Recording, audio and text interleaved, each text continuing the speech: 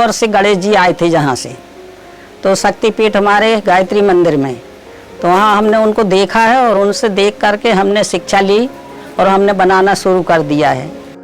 मैं ये बताना चाहता हूँ कि भारत में जो है राष्ट्रीय एकता और सामाजिक समरसता का जो है प्रमुख प्रतीक श्री गणेश भगवान ही रहे हैं। सबसे पहले इन्हीं की पूजा होती है, इसलिए शुद्ध साफ पवित्र सुपारी, हर काम में सुपारी लगती है, हर पूजा में सुपारी लगती है, नवग्रह इसी के बनते हैं, इसलिए हमने सुपारी के गणेश बनाना शुरू किया है। हम सभी बहुत हर साल ऐसे बोलते हैं अगले बरस तू जल्दी आ, और जाने पे हमें दुख भी होता है, पर उससे भी ज़्यादा दुख तब होता है जब हम पानी में पोल्यूशन देखते हैं और इमेजिन हम गणेश जी को देख रहे हैं कि वो पोल्यूशन फैला रहे हैं। एक्चुअली गणेश जी नहीं फैला रहे, ये हमारी गलती है, क्योंकि हम जो ऑर्गेनिक तरह से विसर्जन और अपने फेस्टिवल्स मना सकते हैं वो हम भूलते जा रहे हैं।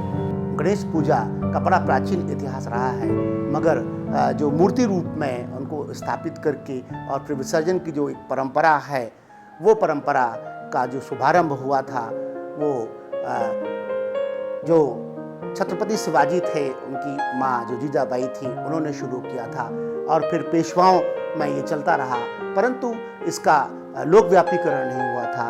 1893 में लोकमान्य तिलक जी ने ये विचार किया कि पूरे भारत को एक रूप में जोड़ना है, सभी वर्ण और जाति के लोगों को एक साथ एकत्रित होना है, तो क्यों ना जो है गणेश जी की प्रतिमा स्थापित करके जो गणपति महोत्सव मनाया जाए। और 1893 के बाद जो है पूरे भारतवर्ष में जो है इस उत्सव को मनाया जाने लगा।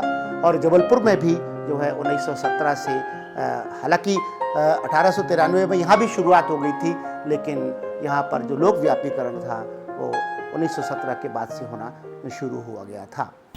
हम गणेश जी बना रहे हैं और हम 3 साल से हमारे घर में गणेश जी रख रहे हैं। 3 सालों से जब से हमने इसको बनाना स्टार्ट किया है, तब से ही हम और हमारे सारे फ्रेंड्स हमारे घर में गणेश जी रख रहे हैं और हमें ये बनाने में बहुत अच्छा लगता है।